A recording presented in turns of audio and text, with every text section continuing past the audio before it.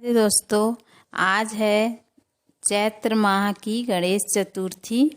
तो हिंदू कैलेंडर के अनुसार हर माह की कृष्ण पक्ष की चतुर्थी तिथि को चौथ का व्रत किया जाता है। इस दिन गणेश जी और चौथ माता की पूजा की जाती है और दिन भर में अन्न नहीं खाया जाता। रात को चंद्रमा को देखकर अर्घ्य देकर पूजा करने और कथा सुनने के बाद खाना खाया जाता है। और चैत्र माह में पड़ने वाली यह गणेश चतुर्थी विशेष मानी जाती है, क्योंकि इस माह में माता दुर्गा की पूजा की जाती है और अन्य देवी देवताओं की भी पूजा और व्रत आदि किए जाते हैं। इसलिए यह चैत्र माह की गणेश चतुर्थी विशेष है। ये चौथ व्रत की कथा सुनते हैं, गणेश चतुर्थी व्रत की चैत्र माह की। तो आइए कथा प्रारंभ करते हैं। एक साहूकार के 4 बेटे थे। उसके बड़े 3 बेटे तो अपने पिताजी के साथ व्यापार में हाथ बटाते थे, पर छोटा बेटा कोई काम नहीं करता था। अतः उसकी पत्नी से तीनों बड़ी बहुएं गोबर उठवाना, कंडे बनाना, बर्तन मंजवाना, लिपना, गाय भैंसों को संभालना ऐसे ही काम करवाती थीं। उसे रसोई में नहीं आने दिया जाता था। एक दिन छोटा बेटा पैसे कमाने बाहर परदेश में चला जाता है। अब उसकी पत्नी को उसकी जेठानियों और सास ने गाय की गौशाला में ही रख दिया था। वह दिन भर गाय चराना, गायों की सफाई, गोबर वासीदा ही करती थी और वहीं उसकी सास और जेठानियाँ खाना दे दिया करती थी तथा रात को वो वहीं अपनी गोदड़ी बिछाकर सो जाती थी। छोटी बहू बचपन से ही चौथ माता का व्रत करती थी। उस संकट की घड़ी में उसका विश्वास केवल चौथ माता पर ही था। वह अभी भी नियम से चुपचाप चौथ माता का व्रत करती थी। उस दिन उसकी सास व जेठानी जो भी खाना देती थी, वह एक समय का खाना तो गाय को खिला देती थी और दूसरे समय का खाना वहीं जमीन में गाड़ देती थी और रात को चांद के दर्शन करके फिर रात को खाना खाती थी। इस तरह कई साल बीत गए। एक बार उसने चौथ माता से प्रार्थना की कि हे चौथ माता, मेरे पति को वापस अपने घर भेज दो।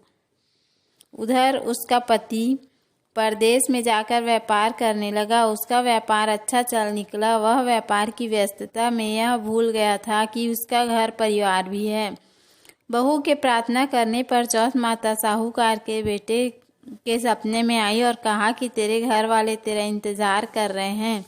तो वह बोला कि माता, मैं कैसे जाऊं, अभी लोगों को पैसा दे रखा है, वह वापस तो आए। तो माता ने कहा कि कल तू मेरा नाम लेकर गल्ले पर बैठना। ऐसा कहकर चौथ माता अंतर ध्यान हो गई। तो साहूकार के बेटे ने सोचा, कल रात को सपने में जैसा चौथ माता ने कहा था वैसा ही करता हूँ। और दूसरे दिन जब वह गल्ले पर पहुँचा तो और बैठा तो देने वाले पैसा देने लगे और उसके पास काफ़ी धन इकट्ठा हो गया। अब उसने गांव जाने की तैयारी की और वह गांव के लिए रवाना हो गया। जब वह गांव पहुंचा तो सब उससे बड़े स्नेह और प्यार से मिले। उसे लगा उसे सब लोग दिखाई दिए, पर उसकी पत्नी नहीं दिखी। तो उसने अपनी माँ से पूछा, मेरी पत्नी कहाँ है? तब उसकी माँ ने गौशाला की तरफ इशारा करके बताया कि यह तुम्हारी पत्नी है। वह उसे देखकर बहुत दुखी होता है। फिर वह अपनी माँ से पूछता है कि अपने घर में चौथ माता का व्रत कौन करता है? तो उसकी माँ जवाब देती, कोई नहीं। तब वह कहता है कि पर मेरे तो सपने में चौथ माता आई थी और उन्होंने कहा कि मुझे घर आने के लिए कहा। तब वह छोटी बहू कहती है कि मैं ही चौथ माता का व्रत करती हूँ और मैंने ही उनसे प्रार्थना की थी कि मेरे पति को वापस घर भेज दो। तब उसकी माँ सुनकर कहती कि यह झूठ बोल रही है, यह तो रोज़ 3 समय खाना खाती है, हम इसे रोज़ खाना देते हैं। तब वह कहती है कि आप चाहो तो गाय से पूछ लो, मैं हर चौथ को एक समय का खाना इसे खिलाती हूँ। तो गाय भी गर्दन हिलाकर उसकी बात का समर्थन करती है। तब उसकी सासू कहती है, और दूसरे समय का खाना तो खाती थी ना। तब वह कहती है कि एक समय का खाना मैं ज़मीन में गड्ढा में खोद कर गाड़ देती थी। फिर वह ज़मीन खोद कर दिखाती है तो वहाँ से बहुत सारा सोना और हीरे जवाहरात निकलते हैं।